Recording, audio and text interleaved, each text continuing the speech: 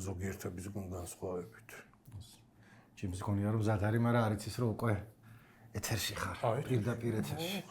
პირდაპირ ეთერში არა ვართ, ანუ ტყუილია, ადრე ვიყავით, ახლა აღარ ვართ ხოლმე და ჯიმი და ნიკო ვართ, განკითხვის დღით, ყოველ ხუთშაბათს აქვს ხედავთ ხოლმე და ხანრაზე ვლაპარაკობთ ხანრაზე და ჩვენი მესამე რაინდი არის ილო, რომელიც არის კადრს მიღმა და სკეპტიკური სახით გვიყურებს ხოლმე და ამით გვაძლევს სტიმულს. ხო, მაგრამ ილია არის ესე თავდაჯერებისა და ასე ვთქვათ პროფესიონალიზმის განსახიერება, იმიტომ რომ ხო, აი ეს უწვალებლად დაძაბულობის და იმის გარეშე ყველაფერი ზედმეტი რაღაცეების გარეშე ესე მშვიდად კარგად აკეთებს თავის საქმეს. ძალიან. ასევე ჩვენ ვართ სამზარეულოში, რაც არის, რეალურად სამზარეულოა, ცოტა ხნის წინ ჩვენმა მეგობარმა, რომლის სახელსაც არ ვიტყვი, ესე ხმამაღლა ელდარ ქელბაქიანი იქნება მისი ფსევდონიმი. ქაბაბი გამოიძახა და არ უყარს ხახვი ამ ჩვენ მეგობარს, ოღონდ ქაბაბი იყო ჩაფლული ხახვში. იმდენად რომ ეხაც ხახვის სუნი აქვს და იქით გავედი გვერდზე ხალხი ამონტაჟებდა რაღაცას და ხახვის სუნში იყვნენ გახსოვილი. რა, აი ტოქსიკური ხახვი არის, ხო, ხახს აქვს რაღაც არომატის სუნი და ასე შემდეგ. ხო, ამას აქვს ყველაფერი 1000-ჯერ უფრო ძლიერ. აი დაახლოებით ისეთი განსხვავება, როგორც ატომურ ბომბსა და ბირთვულ ბომბში. ეს რაღაც ბირთვული ატომური და ბირთვული ერთ იგივე არ არის? რანაირად, ნიკო, ბირთვულ ბომბში ატომური წყალბადის არის, ხო? წყალბადის ატომია, ის ბირთვია, ხო და ბირთვული ბომბი არის. ბირთვული ბომბი და ატომური ბომბის სინონიმი არა, ორი თვისებრივად განსხვავებულია. ის არის ატომის გახლეჩვით მიიღება ენერგია, აქ კიდე ბირთვების სინთეზით. ანუ ერთმანეთს რო ხო და სახელმწიფოს გაიგებ ადამიანები ანუ ბევრად რამოდენიმე 1000-ჯერ უფრო მძლავრია ბირთვული ბომბი ატომურ ბომბზე. წყალბადის კიდე ცალკე ტიპია თუ წყალბადის ბირთვია ლაპარაკი. ოკეი, ანუ წყალბადის და ხო, ბირთვული წყალბადის ბომბი და ბირთვული ბომბი. ხო და ისა ბირთვულ იარაღში ატომური ბომბი შეიძლება კაფსულის როლს თამაშობდეს, ნიკო, იქ რო დიდი წნევა და ის შექმნას, რომ ეს ბირთვების სინთეზი მოხდეს ერთად. ესეთი ბომბია, რომ მეორე ბომბი ჭირდება, რომ მესამე რომ ის შეიქმნას მაღალი წნევა და ტემპერატურა და ის აქნას. პიკენტიას ქაბაბი გიჭამია? ცნობილი ქუთაისური დაწესებულება მუნ თბილისში. არის სადღაც გახსნით. მე მიჭამია და გეტყვი ქაბაბზე გაგახსენდა? overrated. ანუ არც როგორც ამბობენ, მან მთელი მუღამია ის, რომ საწებელიო და ის საწებელიც ჭამე და რა ვიცი, ხა ჩვეულებრივი საწებელია ტომატის და პური ბევრი მოდის დაჭრილი უფასო თუ რაღაცა ეგეთიდან, მაგრამ პური საჭმელი. ისე რა არ არის ჩემი ისე. უბრალოდ სახელი აქვს რაღაცნაირი. ხო, იცი რა არის, ძალიან პოსტმოდერნისტული ქაბაბი არის, უნდა ვთქვა, იმიტომ რომ ქაბაბი ეს აზიური, აი აზერბაიჯანელი მზარეულის გაკეთებული ქაბაბი გამისინჯავს და ყოველგვარი იმის соуზის და ბორშის და იმის გარეშე მშრალად არის გადასარევი და ძალიან გემრიელი და ცოტა ვიქრინჯები მე აი რო უყურებ რაღაც ის დიდი გულღმათებში რო დევს ყოველს თავისი ის აქვს, თუ კაი გაკეთებული ტომატი არის, ხორქშია ხა. არა, იცი რა არის, ეგრე ყველაფერი შეიძლება. სომხეთშიც მიჭამია ქაბაბი ორ სხვადასხვა ადგილას, ერთი გზაზე, ანუ მანქანით მიდიოდა საზღვარს რო გადავწდით. რაღაც გზაზე ზაბეგალუკა იყო, სადაც ქაბაბი უთხარი და კარაქი დაადეს ზემოდან. ეგეთი რაც არასდროს არ მინახავს და მე ძალიან მომეწონა, იმიტომ რომ მიყვარს ცხიმიანი, მაგრამ ნუ პოსტმოდერნიზმი რა, ახლა ყველაფრით შეიძლება. და ერთსაც კითხავ, გორის კატლეტი გიჭამია? გორის კატლეტიც არ მიჭამია ჩემ და სამარს. მე მიჭამია ერთხელ ვიყავი გორში რაღაცა წლების წინ და ვიყავი კიევური კატლეტის მეგობარია თუ არანაირად. ანუ კატლეტის მეგობარია, უფრო დიდი არის. შეიძლება რამდენიმე უნდა მეჭამა და მე ამერჩია იქიდან, არ ვიცი, მაგრამ ჩემი გადმოსახედიდან იყო ჩვეულებრივი კარგი სასადილოს კატლეტი. ანუ სახლისაც არა. ვერ ხვდები რატო აქ ესეთი რაც თავისი ფანობა, მაგრამ არავის ახლა ილო შენ ხარ ხორცის ჭამელი კაც და გიჭამია მოგეწონა ძალიან თუ ისე რა. არა, მომეწონა. გორის კატლეტი? ხო, ანუ ილოს მოეწონა, რო არ იყოს რა. დიდია, რითია გამორჩეული, დიდი არის და რაღაცნაირად არის შესაძლებელი. გორელი კაცი რითი იყო გამორჩეული, ვიცით და კატლეტი რითია გამორჩეული. იცი რა, თვითონ ზომით არის რაღაცა ქაბაბსა და კატლეტ შუა ტიპია რა, ანუ ესეთი აი ეს დიდი არის უფრო ესეთი და როგორც ილფი და პეტროვი იტყოდნენ, არის ნალივით მძიმე და ესეთი მასიური. აი შეიძლება კარგად არ მშიოდა, არ ვიცი რა. შეიძლება კარგად არ მშიოდა, შეიძლება რაღაც გორში რო ვჭამეთ წინაღამეს ზუგდიდში ვიყავით და იქ ვჭამე და ეხა იქ შედარება არ არის, ეხა იქ ზუგდიდში რასაც ჭამე, ეს არის ტოპ ალბათ ერთ-ერთი ყველაზე გემრიელი საჭმელია, ოდესმე მიჭამია, მაშინ დიარონს განსაკუთრებით კაი სახელი ქონდა, მე მიჯამე და ისე აღარ გავგიჟებულ ვარ, მაგრამ ის მაშინ 15 წლის წინ რაც შამა, ეხაც იქ რა იყო მენიუში? კუპატები და კოჭმაჭი და რაღაცა მეგრული სამზარეულოს ტოპ ისინი. არა, გეუბნები, აშკარად შეადამ ხახვის სუნმა ის აღმიძრა და საღერღელი. ასე რომ, რა ვიცი. ხო, მაგრამ პატიოსნად ახლა ვინც შეუკვეთა ეს ქაბაბი, ის ხახვის სულ რა გადაარჩენს იმას. არა ვიცი მე. დაიშალა მე-6 სართულზე სტამბაში აღარავინ დადის. ეხლა თუ უფრო რაღაცნაირად უფრო სერიოზულ თემებზე რამეზე გადავიდეთ, მაგრამ ეს გლიცინით რო დავიწყე, შუაში ბუფერად აი ამ საუბარს ვიყენებ, რასაც ეხლა როგორ გადავიდეთ? როგორ გადავიდეთ თქო და ამიტომ ანუ რაღაც მოკლედ უბედური შემთხვევა მოხდა ყვარში, რომელიც ბოლო ცუდი პერიოდი არის, ხო რაღაც და თან პერიოდი და ემთხვევა რომ ბოლო რაღაც 2 თვის განმავლობაში ან ერთი მანქანა გადავარდა, მე რაღაცა ისესაში იმდენად რომ ეხლა რაღაც ამ დასაწყისის მერე მთლად ჩამოთვლაც არ მინდა, მაგრამ მოკლედ რამდენიმე უბედური შემთხვევა მოხდა.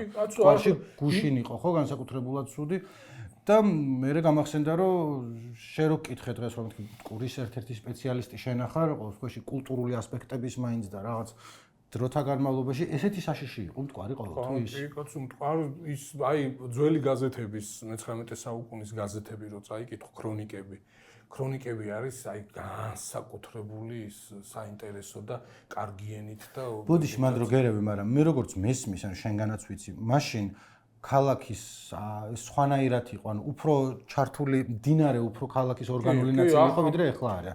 ნუ მაშინ თქვა მდინარეზე საბანაოდად ჩადიოდნენ, გასარეცხადაც ყველა აი რაღაცა და ამიტომ სულ რაღაცა გადაგხდებოდა. ეხა ისევ შენ იმას გიბრუნებ, რაც შენგან ვიცი, თითქმის არსად არ არის, რომ ეს შეხება უშუალოდ კონდეს მდინარესთან, თუ ხიდზე არ გადათხარ. ხო, აი ეს ორი სანაპირო რაც არის და გაკეთებული, ხო, ეს გამჭოლად, ხო, აი ეს თელ სიგრძეზე ეს ორი ტრასა იქიდან მარცხენა და მარჯვენა სანაპიროზე, ფაქტობრივად ეგ იზოლაციაში აქცევს მტკვარს. აი განსაკუთრებული ძალისხმევით ხო ფეხით მაგალითად ვერ მიხვალ თუ არა აი სადღაც შუქნიშანზე არ გადახვედი ან ხიდზე არ გადახვედი. ეგ არის 50-იან წლებიდან თუ 30-იან დაიწყეს 30-იან წლებიდან აი ეს ბერიას იმას რო უძახიან.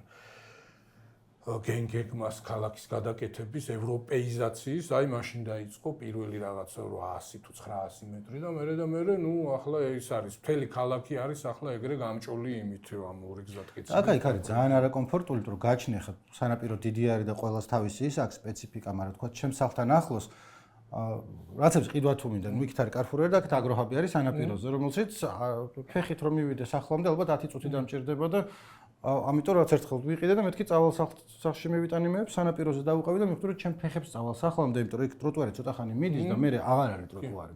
და ერთხელ მომხვდა რომ არ მან და ფეხით გამეგრძელებია გზა, იმიტომ რომ უკან მოbrunება დამეზარა და მაგას აღარასდროს აღარ ვიზამ, იმიტომ რომ აი სახიფა თუ არა შოსეზე მიდიხარ ესე და რა მოედანზეც ეგრე არის, ესე რომ ჩადიხარ და უცბად რასაზე ხვდები მაგას. დამცინა ვიცი რომ მეორე მხარეს თუ გადახვედი, იქ არის ტროტუარი, მდინარის პირას რო იარო, მაგრამ იქ ვერ გადახვალ. იქ უნდა იყო უკვე რომ იქია რომ და არაფერი ანუ მოკლედ არაკომფორტულია მეთქი მაგ მხრივ და იზოლირებულია ქალაქი და მდინარე ახლა, მაგრამ ხო აი ეს ტრასები არის რომ მიუბრუნდეთ ხო აი ეს მთელი 19 საუკუნის პრესის ივერია დროება და სხვა გაზეთებიც რო აიღო და წაიკითხო ეს ნიუსები, რასაც ქვია ყოველდღიური ქრონიკის ამბები, იქ სავსე არის ამ უბედური შემთხვევებით, რომ ვიღაცა ჩავიდა საბანაოდ და დაიხჭო, ვიღაცა ჩავიდა ცხენის იმას დასაბანად ან წყლის დასალევად ან რაღაც სხვა საქმეზე ფეხი აუხსდა და ჩავარდა, ბორანიდან გადავარდა, ბორანს ვერ მიწვდა და მთელი ამბები არის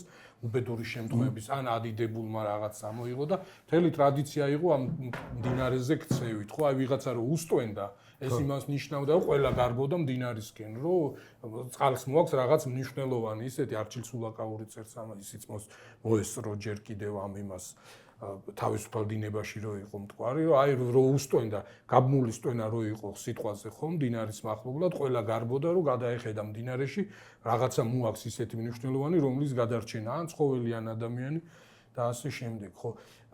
მაშინ იმის გამო, რომ ეს მტკვართან ურთიერთობა იყო ინტენსიური, საკეიფოდ ჩადიოდნენ საჩხუბრად საქმის გასარჩევად, რაღაც ხიფათი რო იყო, ვიღაცა წყალში გადახტებოდა, ვიღაცას წყალში გადააგდებდნენ და მთელი ამბები იყო და ახლა ძირითადი ხიფათის ამბავი ეგ არის, რომ ის ტრასა არის რაღაცნაირად თუ ყურადღებით არ არის მძღოლი და რაღაცა, ნუ იქ ახლა სანაპიროზე ავტოსაგზაო შემთხვევა, გარდა იმისა, რომ შეჯახება არის სასიკვდილო სახიფათო, გადავარდნაც ასევე ძალიან მაღალი რისკი. ჯიმი, აქამდე რაც ხშირად არ ცოლდებოდა ხოლმე, ვერც ხდებოდა და არ ექცეოდა ჩვენი ყურადღების ცენტრში, თუ არც გამიგია მაინც ახლა ამ ინტენსივობით ასეთ ინტენსივობით არც მე მახსენდება, მაგრამ ნუ აი ახლა რომ გადაავლებ თვალს მეხსიერებას რაღაცა ბევრსაც თქვენს მაყურებელსაც და ალბათ ჩვენს გახსენდა ბარიერები აი ეს ბოძები ბევრად ხშირად ყოფილა ხოლმე განგრეული რომ ანქანა გადავარდნიან. ნუ ახლა ხშირად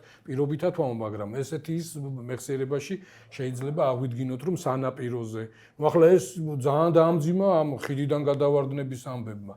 ხო, ეს ახლა სანაპიროდან გადავარდა, ხო და ნუ ახლა რომ მოვდიოდი აქ და გადავხედე მტკვარს, ნუ მაისი და ივნისი არის, მაისი განსაკუთრებით წყალუხვი არის ახლა იყო დნება და წვიმიანი სეზონია და აი მოდის ესეთი გაკაფებული და გაცოფებული და ისედაც ნუ ესეთი ის არის შარიანი მდინარეა მტკვარი შორიდან ან ზაფხულში ანუ შორიდან ესეთი შთაბეჭდილებას ტოვებს რომ ჩვეულებრივი მდინარეა და აი დიდი მდინარე არის მთელი თავისი ყველანაირი მონაცემებით და ხიფათებით. აი თუ მტკვარში ვინმეს უბანავია, ხო? აი ნებისმიერ ადგილას. აი მე ჯარში ახალქალაქში მსახურობდი და იქ ჩავსულა აი ნიჯგორი და ეს აი ამ ხერთვისი და იმ ტერიტორიებზე გადამიცურავს რაღაც ბაღები იყო და ჯარისკაცები რო იყავით ვიპარავდით ვაშლებს რაღაცებს და იქაც სულ გზნობ როგორი სიმძლავრი აქვს და ფეხს როგორც კი ჩადგავ აი როგორ გეჯაჯგურება და ცდილობს გაგიტაცოს და ახლა უცბად გამახსენდა აი გოგი ჩაგელიშვილი არის ესეთი გადასარევი მხატვარი აი წარმოუდგენლად კარგი მხატვარი და წარმოუდგენლად კარგი მწერალი და მაგის მოთხრობების კრებულში არის მტკვარი ესეთი პატარა მოთხრობა თვითონ აგარაკი აქვს უფლის ციხისკენ თუ მოკლედ სადღაც აი გორსიქით მტკვრის პირას და იქ აქ მტკვარზე აი ესეთი გულის მომკვლელი იქ ბავშვებს და იმებს როგორ იტაცებს და აი როგორ არ შეიძლება მტკვართან შეთამაშება რა ჩემს მეც მაქვს ბავშვობის ტრავმა იქ ჩვენი სკოლელი დაიკარგა ბიჭი რომელიც ვერ მოძებნეს მე მგონი საერთოდ მე აი ეს ტანსაცმელი იპოვეს და ნუ ხო აი ესეთი ის არის სახიფათო მდინარე არის აი შეიძლება იფიქრო რომ ჩვეულებრივი რაღაც ის მაგრამ არ არის ჩვეულებრივი მდინარე მე ვირჩევოდი ერთხელ მტკვარში ერთხელ პატარა ვიყავი არ მახსოვს ზუსტად რამდენის მაგრამ ალბათ 10 შეიძლება არ ვიყავი ოღონდ თბილისში არა ქვიშხეთში ვისვენებდით და იქ უფრო პატარა მტკვარია და საცურავად საბანაოდ ვიყავით წასულებით სულ არ ვიცოდი აქამდე წყალში ვიყავი აქედან მეორე აქამდე წყალში გადავდიოდი და შუაში დინებამცავით გამიტაცა და უცებ ფეხებს ვერ გზნობ და მეთქი გავთავდი რაც თავიდან ჩუმად ვიბრძოდი მე მეთქი მიშველეთ დავიძახებ მაგრამ ზევით ვეღარ ამოვდივარ და ჩემები კი ახლოს იყვნენ რომ ვერც დამინახეს და მე ამ დროს გამოვიდა პიონერთა ხელმძღვანელი, იმიტომ რომ ჯერ კიდე არ ვიცი საბჭოთა კავშირი არის თუ არ არის, მაგრამ პიონერთა ბანაკის ხალხი იყო იქვე და მომკიდა და გამომიყვანა და ეს მახსოვს, რომ გამოვიდა ცოტახანი ვიჯექი და მოკლედ ერთი წამის ამბავი იყო და ხო, არა, უყურე მდინარე, დიდი მდინარე, ახლა პატარა მდინარე როცა არის, სადაც ღრმა არ არის არსად, ხო? იქ ბუნებრივი არის ნაკლები ხიფათი, მაგრამ ეს დიდი მდინარე არის, სერიოზული მძლავრი დინებით და აი ძალიან მარტივად შეგითრებს ღრმაში და მე ვერაფერი ვერ გიშველის. მან ხო ამ იმის დახჭობის დროს მთავარი ასე ვთქვათ შენი მტერი და მდინარის მოკავშირე არის პანიკა, ხო? როგორ მოიქცია? აი ახლა რაღაც ელემენტარული ცოდნებია საჭირო, რომ ხელები ზემოთ უნდა ამოწიო, ისა ხელები პირიქით ხელები ზემოთ არ უნდა ამოწიო. ცდილობ რომ ხელები ზემოთ ამოწიო, ხო და ამ დროს ტივტივისის მანძილი იზრდება და თავი ქვემოთ ექცევა, ხელები ქვემოთ უნდა კონდეს. უკან უნდა, ხო, მაგრამ ესეც ისა სისხლიანად ასე იმათ აუღელებლად ვერ იქცევა. ანუ მაგნიტოფონი ისედაც ისე ხარ. მე უბრალოდ იცი რა მაინტერესებს კიდე რომ მე ბევრი არ მიმოგზაურია სხვადასხვა ადგილას, მაგრამ ერთ-ერთი პირველი ესეთი შთაბეჭდილება რაც მახსოვს, ასევე ბავშვობაში პატარა ვიყავი მაშინ ლენინგრადში ჩავედით, რაც მამა ჩემი მიდიოდა რა დისიდენტების თუ რაღაცების ყრილობა იყო. სოლიდარნოსტის ხალხი იყო ჩამოსული და აქედან ნოდარნათაძე და რაღაც მის თანაპარტიელები, მათ შორის მამა ჩემიც პოლონეთის პროფკავშირები სოლიდარნოსტში და იქ პირველად რომ ნახე ნევა, იქ მივხვდი რომ მდინარე რა არის, იმიტომ რომ მანამდე სულ ვიცოდი რომ მდინარე ეს მტკვარია, დიდი მდინარე და ნევას მეორე მხარეს თვალს ვერ უწვდენ თუ ცოტა ცუდი ამინდიან, ისე ჩანს, მაგრამ ნუ იმ ხელმდინარეა რომ მეორე მხარეს დაახლოებით თუ ბურუსიარი ვერ ხედავ რა ხდება. თუ მეთქი ეს ზღვა არის თუ რა არის, იმიტომ რომ ამ ხელა და მე ერთ-ორჯერ მისისიპის მდინარეც ვნახე ამერიკაში როცა ვსწავლობდი, ჩავედით უბრალოდ მდინარის პირას და იქ საერთოდ არ ჩანს მეორე მხარეს არაფერი, არანაირი ამინდში და რაც მარკ ტვენი სადაც დადიოდა და იქ ვფიქრობდი რომ თვალსაწიერი როგორი რაღაცა არის რომ ანუ ჩემთვის მდინარე ეს იყო და იმათვის არის რაღაც წყალუხვი კი არა რაც არის მოდის იქ. იქაც ალბათ ხდება თავისი ამდენი სამდინარო ფლოტი რასაც ქვია ხო? იქ მაგიტომ არის რომ ჩვეულებრივი ის კი არა რომ აი ისე იუმორით დაარქვა გემი და ხომ ნაღდი გემები დაცურავენ ხო? ანუ ხო უზარმაზარი. შემდეგი შეკითხვა მან მქონდა სამდინარო ფლოტთან და ასე შემდეგ დაკავშირებით ერთხელ გვილაპარაკი ამ თემაზე, მაგრამ მე ბარში მეგობრებს ველაპარაკებ ხოლმე. იქაც წამოჭრილა ეს საკითხი და აი რა ნაწყვეტებად მახსოვდა შენი ნათქვამი, მაგრამ თლათ მომზადილი სწორი ქართული თქმით არ ვიყავ. რამდენად სუფთა არის ახლა მტკვარი? ვიცი რომ წყლის სისუფთავის სპეციალისტი არ ახარ, მაგრამ ზოგადად არის გავრცელებული დღემდე ის რომ კანალიზაცია არის იქა და მე მგონი არ არის კანალიზაცია. იცი რა არის, აი თბილისის კოლექტორი, რასაც ქვია თბილისის კანალიზაცია, ახლა უყურე შეიძლება ვიღაცა არ ღვევს კანონს და ალბათ არ ღვევს და იმის გამო რომ აი ესეთი მშენებლობები არის, ვიღაცამ ადგეს და ეს კანალიზაცია სადღაც სანიაღურე იმას არხს მიუერთოს.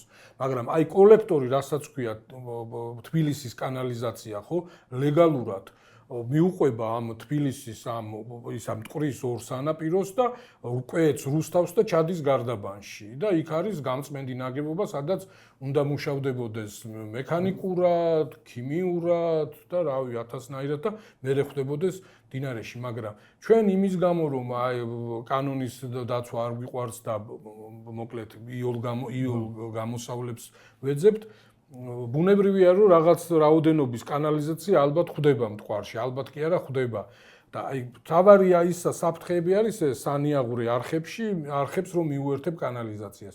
სანიაღური არხები ახლა თბილისი ეს ორ ფერდობებზეა აშენებული, ხო? აი იქით განსაკუთრებით სოლოლაკში ზემოთ რო ადიხარ, ხო, იქ წვიმის მერი ან წვიმის გარეშეც გესმის შხუილის მდინარის წყლის ქვემოთ რომ მიდის და მიდის მტკვრისკენ, ხო? აი ახლა იქ რო შეუერთებს სიტყვაზე ვიღაც მაიმუნი რო შეუერთებს კანალიზაციას და რაღაცას იმაიმუნებს, ნუ მოხდება, მაგრამ ადრე აი ჩვეულებრივ ლეგალურად აქ თბილისის მთელი კანალიზაცია თბილისის ტერიტორიაზევე ჩადიოდა მტკვარში და ნუ მერე რო აწიეს ეს ისა ორთაჭალჰესი რო ააშენეს და კაშხალის აგნეს, ნუ წარმოუდგენელი იყო ახლა წარმოიდგინე რომ მთელი თბილისის კანალიზაცია ჩადიოდეს მტკვარში რა ამბავი მოხდება. სუნი რო აქ ხოლმე, ხო? ნუ ის არის გოგირდის შეგუბებული წყლის და ნუ ახლა ცხეთისკენ და გორისკენ და იმისკენ იქ ბუნებრივია იყენებენ ამ ნაგავის გადასაყრელად და 1000 თუმცა ადრე უფრო ყარდა. ანუ ეხლა მე მგონია რომ ადრე მეტი იყო ეს რაღაც სიბინძურეების შედინება, იმიტომ რომ კიდევ ერთხელ ყნოსვის სპეციალისტი არ ვარ, მაგრამ ნუ აშკარად უარესი სუნი იყო ვიდრე ახლა და არ მგონია რომ მარტო გოგირდის ამბავი არის რაღაცა იმისაც. ხო, თუმცა მაგრამ ასევე შენგანაც ვიცი რომ მაგისი გაწმენდა წარმოუდგენელი საქმე არ არის, უბრალოდ გავახველებ და გავაგზელებ ფულის ამბავი არის და თქვა ლონდონში იყო იგივე პრობლემა, რომელიც არ ტემზასთან არ გაივლებოდა გვერდზე და არ გაივლებოდა გვერდზე კი არა, აი პიტერ აკროიც აქვს ეს ტემზა წმინდა მდინარე, ესეთი დიდი წიგნი არის. იქ არის რომ აი მე-19 საუკუნეში იქ ინდუსტრიის და მრეწველობის ბუმი რო იყო ლონდონში და არც კულტურა არ იყო იმის რომ ეს წყალი გაეფილტრათა და მდინარისთვის ყურადღება მიექციეს. ყოფილა შემთხვევა რომ აი ნავიდან გადავარდნილან ადამიანები და აი ქიმიური დამწრობა მიუღიათ და სიტყვაზე დახჭობას გადაარჩინეს, მაგრამ აი ამ ქიმიური დამწრობის და რაღაც ამ ინტოქსიკაციისგან დაღუპულა ადამიანები და ისედაც მაგის სპეციალისტი არ ვარ, ეჭვი მაქვს რომ თუ ეგეთ დაბინძურებულ მდინარეში ნავში ზიხარ, ალბათ რაღაცა ისეთ წყნოსაო, რაც იმას გეშვება შენ სიცოცხლის ხანგრძლივობას ამცირებს სერიოზულად. კარგი არ იქნება, ხო? აი სენა მაგალითად, ხო, ახლა ის ოლიმპიადის გახსნაზე მთელი ის რო იყო, ამ სენაზე იყო აწყობილი, ხო? ისეთი წყლის ხარისხი თუ ამას ამოცანად გახსოვს სენის ამბავი? მოკლედ ეხა მომზადებული არა ვარ მაგასთან დაკავშირებით, მაგრამ და პირობა დადეს პარიზის მერმა მაშინ თქვა რომ ეს სენა სრულიად გაწმენდილი იქნება ოლიმპიადისთვისო, იმდენად რომ ჩავალ და ვიბანავო. და მე რაღაც კონკრეტულ დღეს უნდა ჩასულიყო და ებანავა და მაშინ ის არ იყო პოპულარული, ყოველთვის ოპოზიცია დიდი ყავდა და ვირუსული კამპანია აიწია სოციალურ მედიაში, რომ ამ დროს უნდა მოესაქმათ, უნდა მოეცათ ზევით ვიღაცებს და ამიტომ ამის ბანალო გადაიდო მე, იმიტომ რომ რაღაცა ესეთი საშინელი გეგმა ქონდა. ხო, აი ქალაქში მდინარე აქვს, ხო, რეკრეაციის თვალსაზრისით შეიძლება ეფექტურად გამოიყენო და ბევრი ქალაქი ევროპის და სხვა ქვეყნების ამას იყენებს.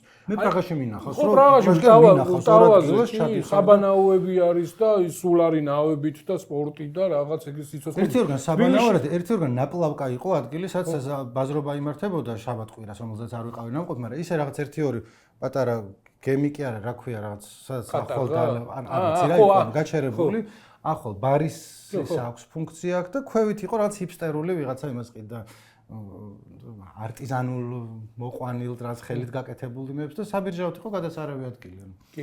აქ თავის დროზე ხო იმას 900-იანი წლების დასაწყისში იყო პროექტი, რომ აქ მტკვარზეც უნდა ყოფილიყო ესეთი ღია საბანაო, საცურაო ტერიტორია და არ იქნებოდა ცუდი რა. ну ცაშიში იქნება ალბათ მაინც ახლა ხო, მაგრამ უყურე, როდესაც ეს არის მოწყობილი არის და ორგანიზებული არის, ნაკლები საფრთხეა, ხო, რომ იქ მაშველიც იქნება, იქ რაღაც შემოსაზღვრული იქნება და რაღაც ჩანს სადამდე არის ღრმა და სადამდე არ არის და რაღაც ხელი აქვს შევლებული. მე მგონია ლოკალურად შეიძლება მდინარის მართვა ისე რომ თქვა კონკრეტული 400 მეტრი იქნება თუ 200 თუ არ ვიცი რამდენი არის გონივრული, იქ რო რაღაცა მენეჯმენტი იყოს ამისი გაკეთებული. რამდენად რეალურია და როგორ არის ხოლმე მტკვრის სატრანსპორტო გზატკეცილად გამოყენება. ანუ თქვათ ხო არის რომ საცობებია ყველგან თუ ხერგელებს ვამბობთ ისევ თუ რა საცობს არ ვამბობთ ხოლმე ძველი იმდენ თუ პროპკის ნათარგმნი არის საცობი და ხერგილი უკეთესად ჟღერს ქართულად და ქართული სიტყვა და უკეთესად აღწერს ამ ყველაფერს, მაგრამ ნახა აღმართზე ცურვად ისევ მდინარის მეტაფორა რო გამოვიყენოთ რთულია, მაგრამ მაინც ხერგილი ჩამეჭედა. და ხშირად ვამბობ ხოლმე ამას, რომ იქნება ვიღაცა სხვასაც გადაედოს თქო. მაგრამ ასევე გაქვს მდინარე, რომელიც ქვევით მიდის და არის ერთი არის სატრანსპორტო საშუალებები, რომელიც წყალზე მოძრაობს და აბინძურებს, ან ბენზინს უშვებს ან რაღაცას, მაგრამ ბორნები თუ ტივები, იმას კი არ ვფიქრობ, მე-19 საუკუნის ტივით ვისხდეთ იქა და გადავწვიდეთ მტკვარში და რაღაც დაგვემართოს, მაგრამ ალბათ არსებობს რაღაც თანამედროვე სატრანსპორტო საშუალებები, რომელიც ნაკლებად აბინძურებს გარემოს და ძირითადად აი ამით მიდიხარ, იმიტომ რომ მე მგონი მაგის გათვლა შედარებით ადვილია. იცი რომ დინება რა სიძინეა და სად მიდის. კანდი ჩარკვიანის დიდი წიგნი არის ეს ნაფიქრი და ნააზრევი, ესე ქვია, მე მგონი იქ აქ დეტალურად ბევრი რამე რა გეგმები ქონდა, ხა დიდი ხნის განმავლობაში იყო, ბერიას შემდეგ იყო, ამ 52 წლამდე იყო, მგონი ეს ისა, ну დიდი ხანი იყო პირველი კაცი საქართველოში და მთელი გეგმები და თბილისის გადაკეთების ამბავში და რუსთავის მშენებლობის და იმებში. ხო, აი იმას ქონდა ესა ეს წყლის ტრამვაის მოწყობის გეგმა ეგეთი, რომ აი ორთაჭალ ჰესიდან აი დიღომამდე რა, აი იქამდე უნდა ასულიყო ეს ისა წყლის ტრამვაი. უნდა გაკეთებულიყო სადღაცა ეს მარჯანიშვილის ხიდის ზემოთ, აი გალაქტიონის ხიდის ზემოთ მეორე კაშხალი და მე ამ დამბით აწევა წყლის დონეს, რომ ესე წამოსული იქიდან ორთაჭალიდან კატარღას, ან წყლის ტრამვაის, მე იმიტომ რომ ხო აგუბებ, მაგრამ ნუ მე მეჩხერდება, აი მაგალითად ჩელუსკინელების ხიდიდან რო გადაიხედავ, კუნძულებს ხედავ და ის არის მოშიშვლებული და მტკვარი აღარ არის. ანუ პირველი შეკითხვა რაც მქონდა მეც ეგ იყო, რომ ალბათ ერთ მხარეს ორ ადგილას უნდა შეეგუებინა. ერთ მხარეს აწყობ როგორ ჩამოვიდეს ის ტივი იქნება თუ რაღაცა იქნება, მაგრამ უკან როგორ ბრუნდება. ხო, არა, ნუ ახლა მოტორი გჭირდება რა, ახლა ისი არ არის და გადაკვეთით ეს ბორანი, რასაც ვქი, ახლა მდინარის გადაკვეთა ხიდები არის და თუ აკლია უნდა დაამატოს, სხვა ის არ არის. განივი კავშირებისთვის ხიდები გინდა, ბორანი ვეღარ გაკაჩავს და აღარც არის საბორნე გადასასვლელი, ნუ არ არის, არ იქნება მომგებიანი და ეფექტიანი არ იქნება. ხო, გჭირდებოდა ესე იგი მეორე ელექტროსადგურის გაკეთებაც იყო გეგმაში და მეორე კაშხალი და მოკლედ ეს შეუფერხებლად ეს როგორც სხვა დიდ არხებზე ხდება, ამ დამბით აწევ რა წყლის დონეებს არეგულირებდა, მოკლედ შეუფერხებლად გაივლის. მაგრამ როცა პრაქტიკული არ არის, იმიტომ რომ ხა უმეტან კი ქალაქის ნაწილი არის დინარის აქეთ იქით, მაგრამ ხო, აი მისადგომებიც არის, ხო, ხედავ. თან ძვირი დაждდება და თან ადამიანების უმეტესობა თბილისში მაგითი ვერ ისარგებლებს. ხო, არ ვიცი, ეცი იმის ამბავი არის, კულტურის ამბავი არის და მიჩვევის ამბავი არის. თავის დროზე გახსოვს ტრამვაიც მოიძულეს, რომ ავის უნდა ტრამვაი და რაღაცა, მაგრამ სინამდვილეში არ არის ეგრე და კახას უნდა მჭედლოს. არა, ხო, ტრამვაი, იცი რა არის, არ ამგონია ახლა ტრამვაი ცუდი ტრანსპორტი იყოს და აი ახლა პრაღას გამოაცხადა. საშუალის ტრამვაისტი იყო, მე მგონი. ხო, ბევრი. მე დიდი უგუნურება იყო ეგ ტრამვაის არის ასე ვთქვათ თბილისის ცხოვრებიდან ამოღება. ხო, აი ეს ჩასასვლელები რო არის ბოღაზები თუ რა ქვია ამას ის მისადგომები მოკლედ. ბოღაზი ქვია? არ ვიცი რაღაც პირველად გავიგე სიტყვა და მაგით ბოღაზი ისე ჟღერს. იყო ეს გაჩერებები იყო.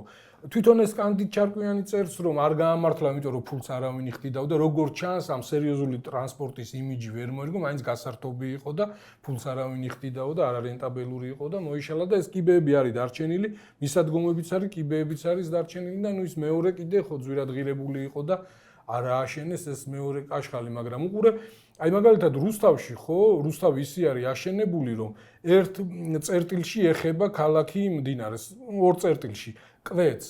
ანუ თვითონ ქალაქი არის პერპენდიკულარულად მდინარის პერპენდიკულარულად და აქ თბილისი არის მდინარის გასწვრივ აშენებული. თელ სიგრძეზე მიუყვება ეს ისა მტკვარი ქალაქს და თუ უბრალოდ ქალაქი მიუყვება მტკვარს, ხო?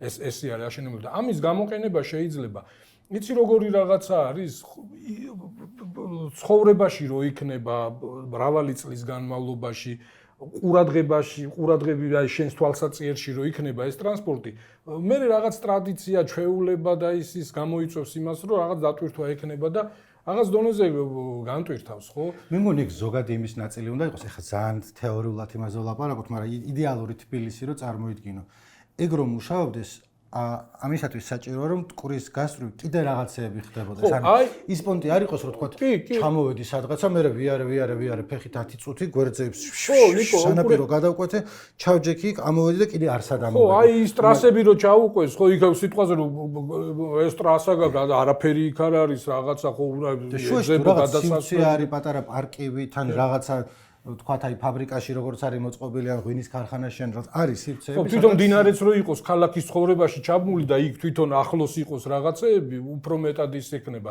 დატვირთვა ექნება ეგეთ ტრანსპორტს, მაგრამ თქვათ ერთი ისეთი ტურისტულ ადგილებში ნაკლებად ვარ ხოლმე ნამყოფი, მაგრამ კლუბი არის მტკვარზე, რომელიც მტკვარზე არის ყოფ ადრე არ ვიცი იქ რა იყო, მაგრამ საბჭოთა შემოგვარდა. ხო, რესტორანი იყო, ეგრე ერქვა მტკვარზე. ხო და მაგის მუღამი ის არის რომ მე დიდი მუსიკაზე ცეკვის კაცი არა ვარ, მაგრამ არის რომ თქვათ მოსაწევად რო გამოდიხარ აივანი არის სადაც მტკვარს გადახურებ და მე ძირითადად მანდ ვარ ხოლმე, იმიტომ რომ ცეკვა და ის არ მიყვარს ძიგ-ძიგი, მაგრამ რომ ფიქრი მტკვრის პირას მიყვარს, რომ დაჯდები და სიგარეტის შხამი არის გადააგდეთ. მტკვარში არა, იქ ნაგავში. აი ესე რომ უყურებ, რომ კაია, მდინარე.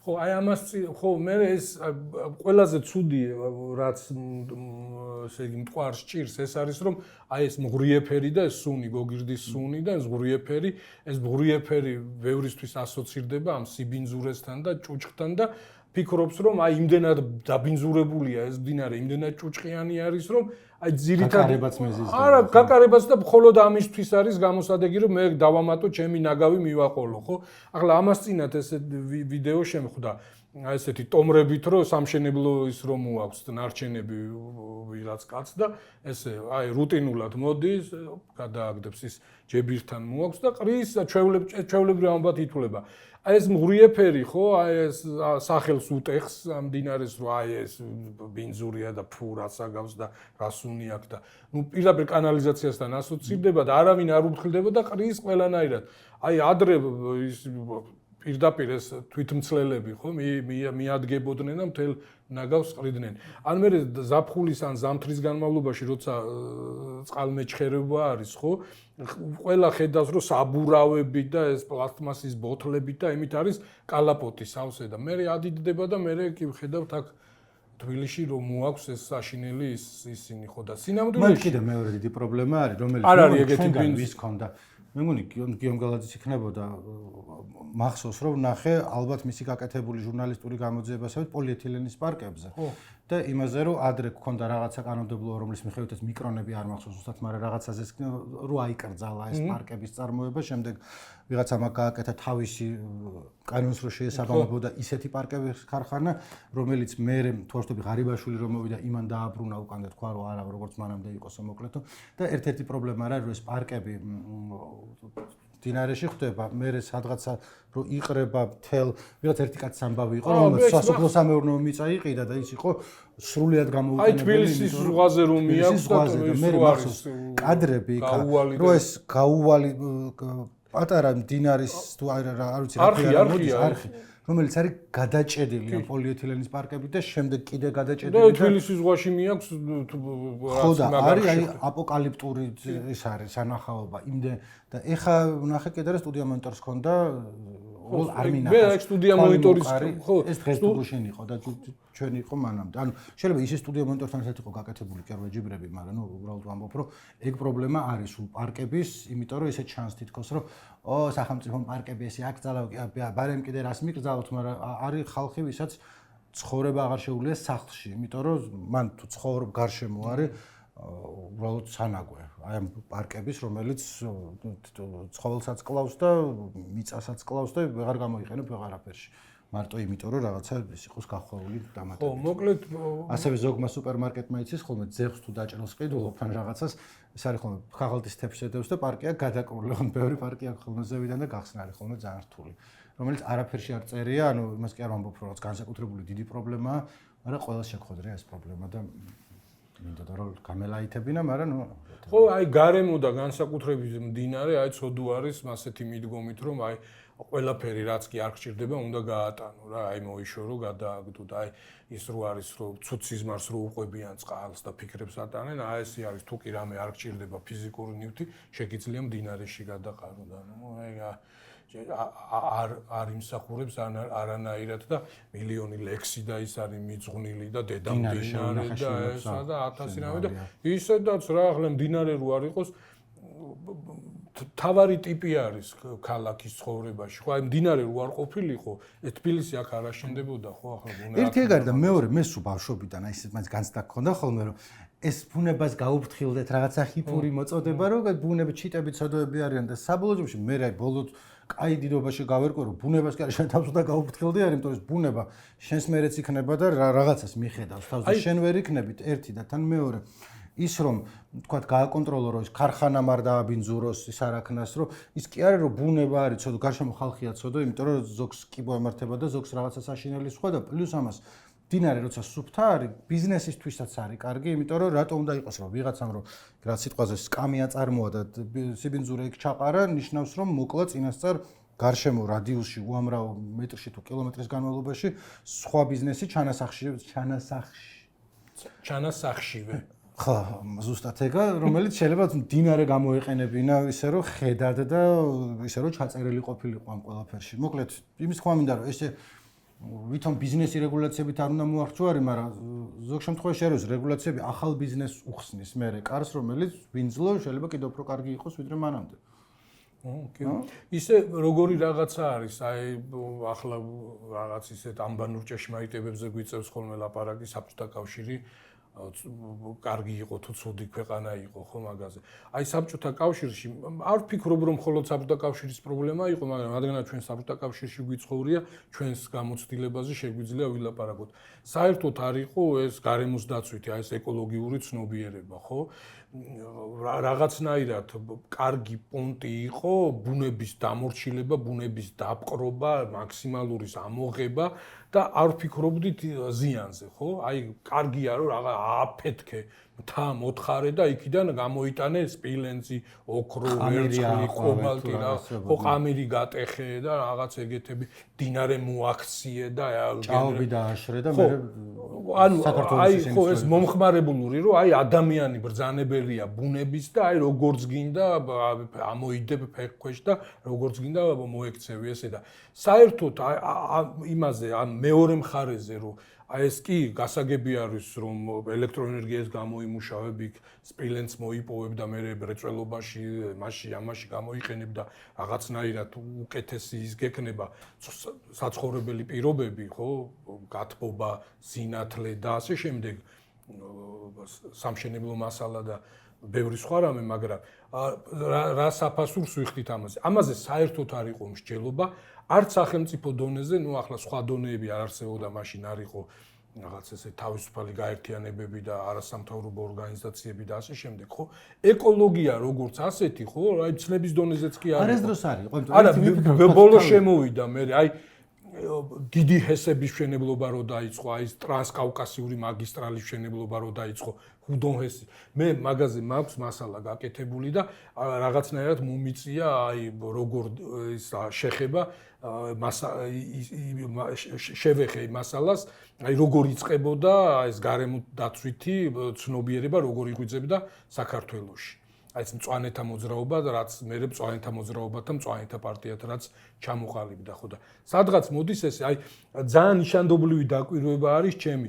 ჩვენთან ალბათ დაიწყო ცოტა 1-20 წლით გვიან ვიდრე ამერიკაში. ხო ამერიკაში 60-იან წლებთან არის ხოლმე ასოცირებული.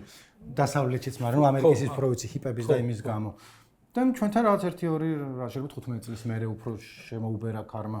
აი ენგურჰესი რო შენდებოდა, აი ნოდარ წულეისკირი გადასარევი. შენდებოდა ენგურჰესი ბოდიში. აი 60-იანებში დაიწყო 70-იანებამ 60 მოკლედ ხუზარმაზარის იყო და აი როდა ენგურჰესის მშენებლობის დროს ნოდარ წულეისკირი გამსახურდიას მთავრობაში კულტურის მინისტრი იყო და ძალიან კარგი მწერალი და კარგი მასწავლებელი და მე წერაქვის სკოლის დირექტორი იყო, აი სიცოცხლის ბოლო წლები იქ გაატარა.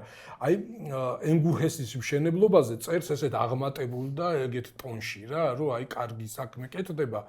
რომ აი მოკლედ სულ ესეთი პოზიტიური და დინარეს ვიმორჩილებთ და ეს ელექტროენერგიათ და ამ ენერგიებში გარდა იქნება და აი როგორ აქვს მე შეცვლილი უკვე აი ჰუდონ ჰესის და აი ეს ტრანსკავკასიური იმის მშენებლობის დროს იქ უკვე საფრთხეები რას მოიტანს როგორ შეცვლის გარემოს ტენიანობა ის იქნება ეს დაიტბორება და ნუ ახლა მთელი ამბები არის ერთ-ერთი პრობლემა რაც არის ხოლმე თქვა საბჭოთა კავშირის და რაღაცების განხილვის დროს რომ ნებისმიერი პოზიცია რომელსაც გამოხატავ ამავე დროს არის კომენტარი დღევანდელობაზე და ერთგვარი პოლიტიკური პოზიცია არის ან თქვა ვიტყვი რომ რაღაცების სწორი ცხო კეთდებოდა ამ საბჭოთა კავშირში ავტომატურად ნიშნავს რომ ეს საბჭოთა კავშირის მხარდამჭერის პოზიციიდან ხარ ლაპარაკობ მაგრამ ან მარტო მაძადებლის, იმიტომ რომ იგივე საბჭოთა კავშირის ჰქონდა რა ბევრი ლაპარაკობს იმაზე, ქალაქ დაგეგმარებაზე. ის რომ თქვა ხა არქიტექტურა საბჭოთა ესთეტიკის ძლიერი მხარე არ იყო და უამრავ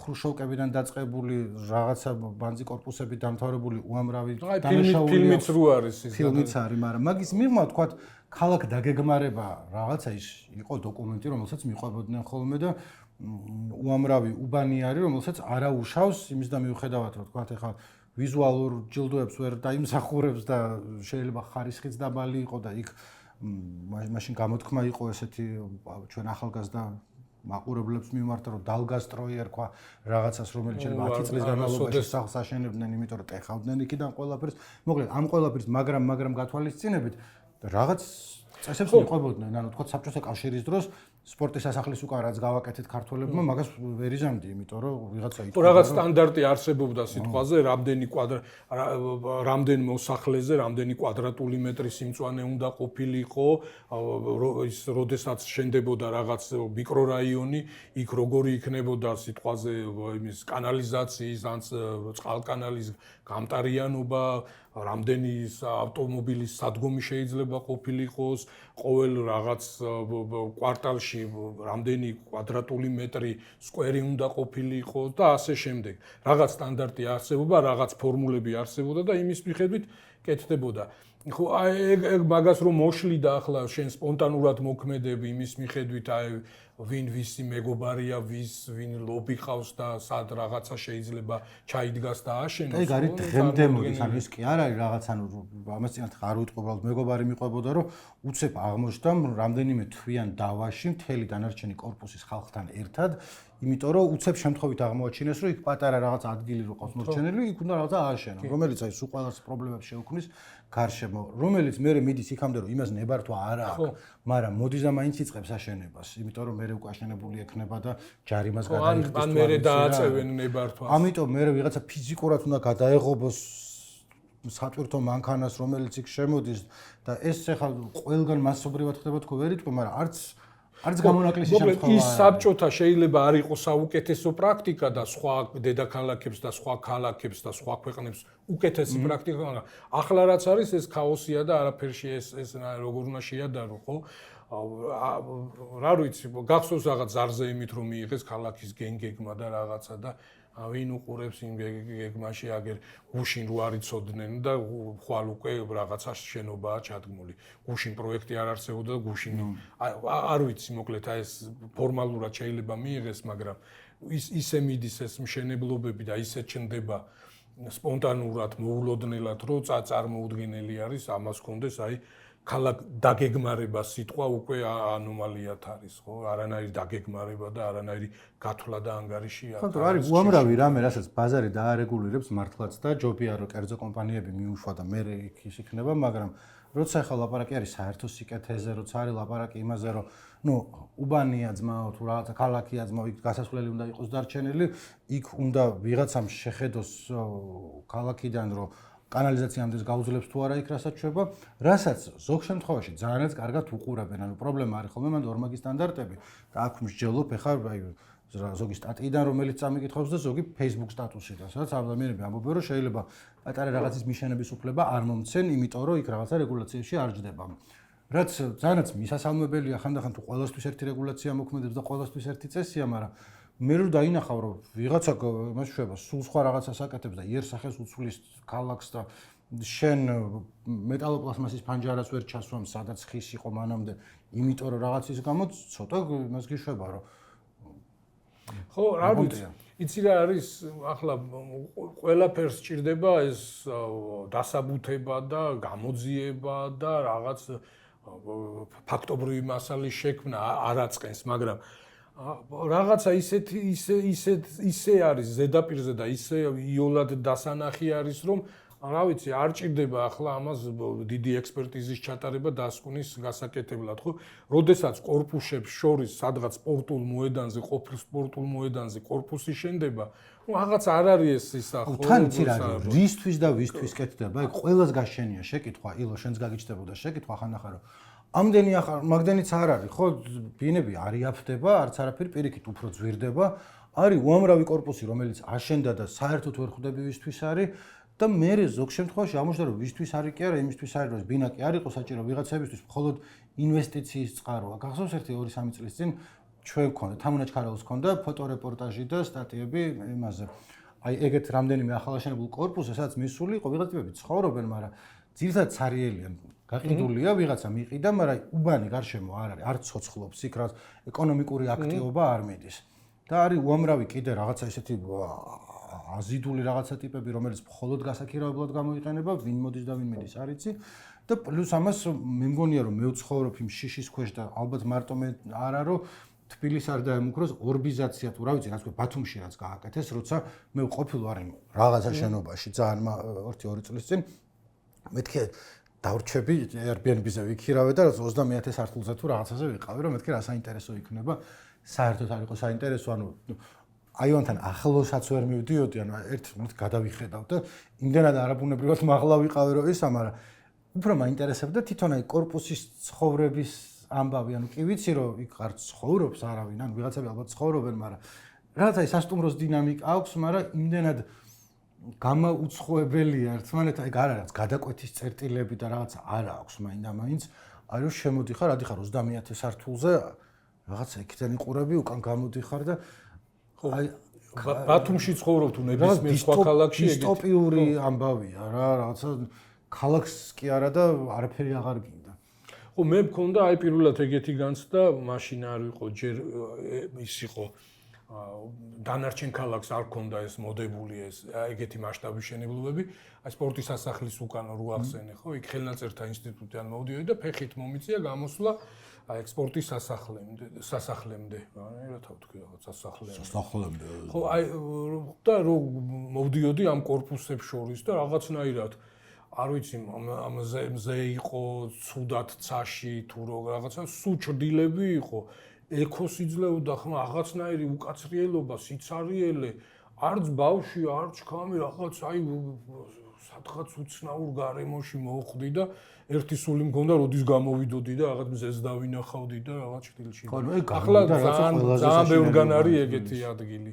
მაშინ ალბათ ის იყო. ანუ ეგ ერთ-ერთი პირველი შოკი იყო, მანდ რაც განვიცადე, იმიტომ რომ მე დაეჩემ მუშაობდა ადრე ხელნაწერთა ინსტიტუტში და კაი ხნის განმავლობაში და თქვა მივდიოდი ხოლმე რაღაცა მოდიოდი საქმეზე ისე და იქამდე მისასვლელად იყო ხრიოკი, ანუ მაგ ტერიტორიაზე ორჯერ დავდიოდი ხოლმე, ერთხელ ხელნაწერთა ინსტიტუტში და მე რადიო 106-ის შენობა იყო იქ, სადაც ორი კვირა ვმუშაობდი, მაგრამ მაგის იქით მეგობრები მყავდა და მივდიოდი და პრობლემა იყო ძაღლები იქ ძირითადად, იმიტომ რომ ბარე ორი კაი დიჯეი დაუგლეჯია და ძაღლებს ესეთი ხუმრობა იყო ხოლმე, იმიტომ რომ მინდორი მოპრიალებული ეს ძაღლები დარბიან ცივა, ანუ ის კი არ იყო კაი მანამდე როგორც იყო, ასათვისებელი იყო ეგ სივრცე, მაგრამ რაღაც შეიძლებოდა რომ აქ პატარა პარკი გექნება, აქ ბევრი корпуსი იქნება, იქით რაღაცა იქნება და არა ის რომ შემოდიხარ და ერთი ქუჩაა, რომელიც 7 სხვადასხვა ადგილას აქსის რო იძახებ, ვინიც ის სად გაგიჩერებს, მოკლედ რა. ეგ იყო რაც გვინდა და გვეთქვა მტკვართან და ქალაქთან დაკავშირებით. ეხლა წავიკითხავ კომენტარებს და მე ნელ-ნელა გავალთ ბოლოსკენ. წინა სერიაში ვლაპარაკობდით თეატრის ამბები, ესა ლიბერთეზე ვლაპარაკობდით და მეგობარი აქტზე. და პირველი ამელია ელიას მოეწონა შენ ისტორია რომ მადი სახელმწიფოელი კოჭები რო გქონდა და ძაღლი რო გეცა კინაღამ გადავრჩი. და როგორც მივხვდი დაგიფასდა რომ შენც დაუფასე რომ შენი ბრალი იყო ცოტა და არა იმ ძაღლის, ანუ ის რომ საკვებს უყრიდნენ და ის ახლა ქუჩის ძაღლი არის და მე ჩემი წილილობიანი უნდა ვჭამო აქ მე და იქ ჯიმბო არის იქ თუ ვინ არის არ არის მაგისთვის. ძალიან მოგეწონა. ეკა ნახუცრიშვილი წერს თქვენი გადაცემიდან ქარდები გააკეთეთო, ბევრს უზიარებთ ლია გადაცემასო, მაგრამ ციტატები რო იყოს, ბევრად მარტივად მივაქცევინებდი ყურადღებასო. მადლობა ეკა რჩევისთვის. და სხვა შორის MS Toxic, სულ არ არის ტოქსიკ ადამიანი, ესე მოგწერა რომ წლები უსმენთ თქვენ გადაცემას და ყოველთვის ახერხებ ჩემ გაცინებას, არა და კომედიებზეც კი არ მეცინება ხოლმე. ხედა? აი. კი, მეოთხე დასის მხარდამჭერები აქ კიდე ყავს. წინაზე ვახსენე, სიტყვა default-ის ქართული შესატყვისი არ აქვს, რომელიც რუსულად არის პაუმალჩანიო. რაც გითხეს ისიც არ მომწონს. ანუ კი არა, თქვათ ივერი გოზალიშვილი წერს, რომ ყველაზე შესაფერისი ქართული შესატყვისი, რასაც მივაგენი არის თავის თავადიო, რომელიც ალბათ უკეთესია ვიდრე ის რაც დამკვიდრებულია, მაგრამ ხო, რაღაცნაირად უჭირს ენას. Half Blood Prince გვეკითხება რომ კომენტარი რა პონჩი წამიშალეთო. არ უშლით კომენტარებს, ანუ მე ხშირად რაღაც დედის გენებები ქონია დარჩენილი კაი ხნის განმავლობაში, რომელსაც მე ვეუბნებით და არზის რა ქვია ჭუმბურა და ესე ყველა კომენტარს აიფრუს არ უკეთებს.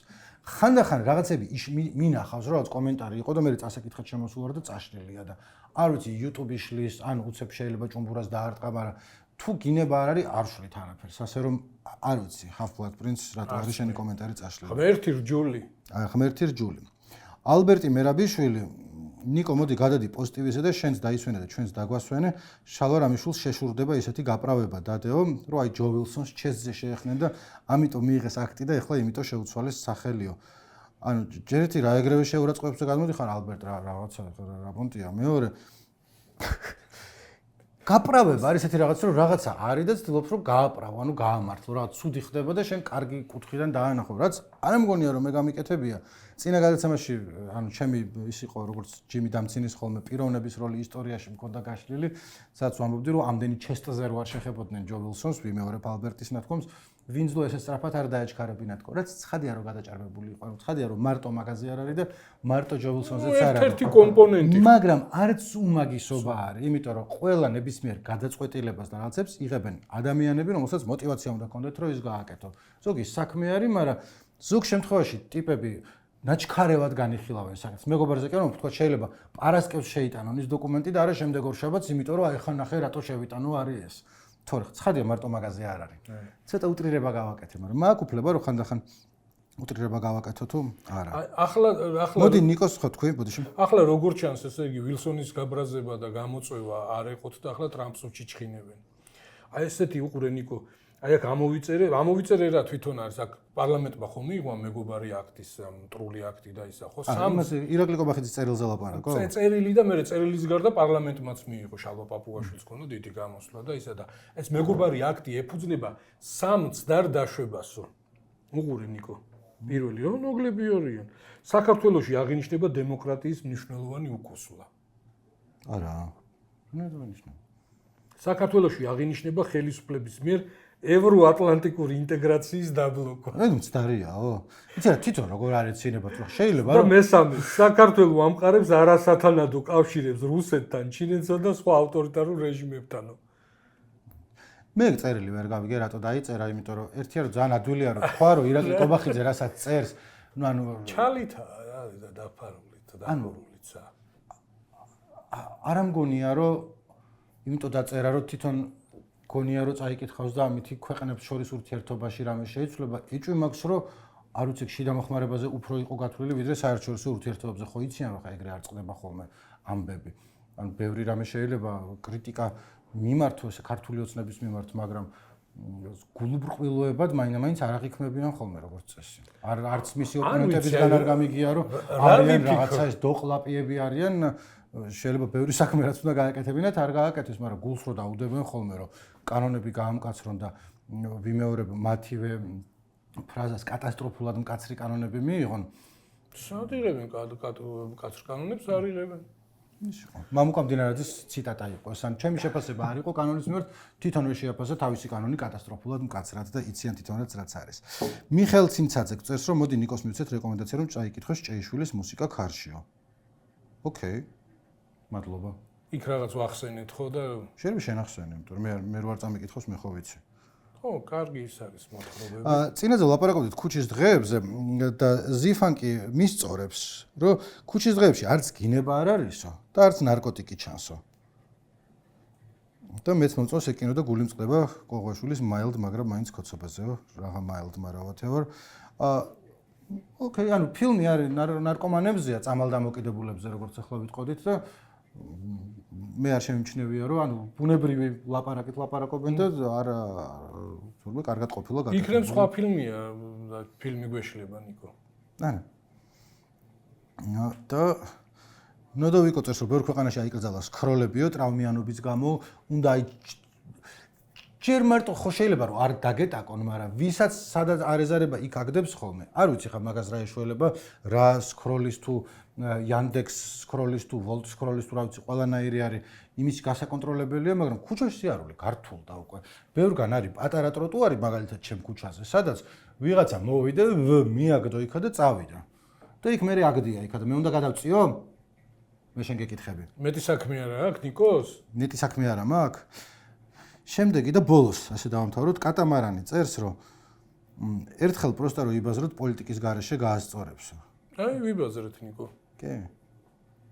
უამრავი საკითხია, განსახილველი პოლიტიკის გარეშეც. ბოლომდე ახლა ცხადია რომ პოლიტიკას არ შევეხებით, არ არის მონდა, ყველას შეიძლება რაც კავშირი კონდეს, იგივე მტკვარს რო აიღებ თუ ქალაქს აიღებ, პოლიტიკასთან მიდის საბოლოო ჯამში ყველაფერი, მაგრამ ნახე შეგვიძლია რომ იცი ამ მტკვარზე რო შევავსოთ ნიკო ხო, აი ამ ტრაგედიას, ამ უბედური შემთხვევის დროს დაღუპულებს რო ეძებდნენ ხო, იპოვეს სადღაც თვენახევრის წინ მტკვარში, ქალაქის ტერიტორიაზე მტკვარში გადავარდნილი თუ თავი დაიხჭვა არ ვიცი ის გოგონა. ხო, რომელსაც ნუ როგორ ჩანს ისე საგულდაგულოდ და გულიანად არ ეძებდნენ. არ ვიცი რის გამო, იმის გამო რომ რა ვიცი ესეთი დამოკიდებულება თუ ზუსტად არ იცოდნენ მდინარეში ფეთხილველები ყავდა თუ არ ყავდა, მაგრამ ნუ ფაქტი არის რომ ანუ ისიც არის ხანდახან რომ არ მინდა რომ მართლა ეს გამправებელი და ის გამოვიდე, მაგრამ ხდება ხოლმე ხანდახან ვერ იპოვე, ან დინარია ის ეგრე არ არის რომ ან შეიძლება ხა დღეს კიდე სხვა ტექნოლოგიებია და ხა შენ ბავშვობაში რაღაცა ის რაც მოყევი კიდე სხვა იყო, მაგრამ ხა მან მოთხოვა შეიძლება არ ვიცი ქალაქის ხელისუფლება არის თუ რაღაცა სხვა ორგანო არის, ალბათ უფრო წინა ვართ წასულები კაცობრიობა სხვადასხვა სონარ ტექნოლოგია. არ ვიცი, არ ამგონია რომ ეგეთი რაღაც მაღალი ტექნოლოგიები ქონდეს ჩვენ სამაშველო სამსახურს, უბრალოდ ალბათ ეს მყინთავები ეძებენ და რაღაც თავიანთი. ხო, ხო არსებობს ალბათ რაღაცა. მით უმეტეს რომ ზოგან მე წამიკითხავს რომ თქვა აი კრუიზზე რო ხარ სადღაცა ოკეანეში, იქ თუ ჩავარდი იქ ანუ ტიპები აღწერდნენ რომ ზუსტად თუ იცი რომ იქ ადამიანები მაინც შეიძლება ვერ იპოვო, იმიტომ რომ იმ ხელა არის და ესეთი პატარა ხარ და ასე შემდეგ. ეს მდინარე ხა კი სწრაფი არის, ვერაგი არის, ასე შემდეგ, მაგრამ ჩანს მეორე მხარე გადახვალ რაღაც იქნება უკეთესი არსებობდეს ვიდრე ახლა არის, იმიტომ რომ 1000 სისულელეში იხარჯება ფული. კიდევ ერთხელ კი ბატონო, იყოს ჭკვიანი კამერები, მაგრამ ხო შეიძლება რომ 3 ცალით ჭკვიანი ნაკლები კამერა იდგას პარლამენტისთვის, სადაც 50000-ია და ისიც ალბათ კაი ძვირია და რაღაცა ინფრაწითელი ისევ ამბობ რა, ულტრა ხმა, რაღაცა რომელიც დინარეში გაძლევს საშუალებას რომ ჩაიხედო, იმიტომ რომ როგორც ჩანს ხდება ხშირად უბედური შემთხვევა და წინასწარ ყრანტალი და ის არ გამოდის რომ კიდე მოხდება რაღაცა ეგეთ დროს და გჭირდება რომ ჩაიხედოს მარშალმა და უფრო ადულად იპოვოს მანამდეც იყო ახლა ისინი მოკლედ რა. ხო და აი ეს რომ აი ერთს ეძებენ დამხმარვალს და სხვებს პოულობენ ესეც ძველი ისტორია არის აი ეს ვანო მაჩაბელი ხო რომ დაკარგული რო იყო ეჭვი ჰქონდათ რომ მტკვარში გადავარდა და მტკვარში ეძებდნენ ახლა მისი ძმა ვასილ მაჩაბელმა დაიქირავა და ახლა გულიანი ხალხი იყო და ეს მეჩანგლეებს, მეთევზეებს, მებადურებს და ეს მენავეებს და იმეებს თხოვა და ეძებდნენ და აი ამ ძებნაში იპოვეს უამრავი დამხმარვალი და რამოდენიმე ათეული ალბათ ვიღაცა ხო და ეს ეხება ხოლმე მაგრამ ხო ნუ აი ახლა ძირითადი სახიფათო ტერიტორია შეიძლება მონიშნო ხო ქალაქში მდინარის და იქან მეტი ყურადღებით იყო ან ყავდეს მაშველების რაღაც სადგური იყოს და რაღაცა ნუ ძალიან ჟუტკი არის მოკლედ მიდგომა უნდა რა ასე რომ ეგეც რაღაცნაირად ძალიან ჟუტკი არის რომ აი აქ შენს თვალწინ ვიღაცა გადავარდება და ვეღარ პოულობენ გადის დრო და ვერ პოულობენ თან ესეთი ასაკის და ახლა გავიდა იმის მერე საუკუნე და რაღაცა და ახალი კიდევ ერთხელ არის რაღაცა ტექნოლოგიები ალბათ რა კაი, ეგ ვიყავით, სულ დაგვიწერეთ კომენტარებში რამე. რო წავიკითხოთ შემდეგ ჯერზე. მადლობა რომ გვიყურებდით, დროებით. დროებით ნახვამდის.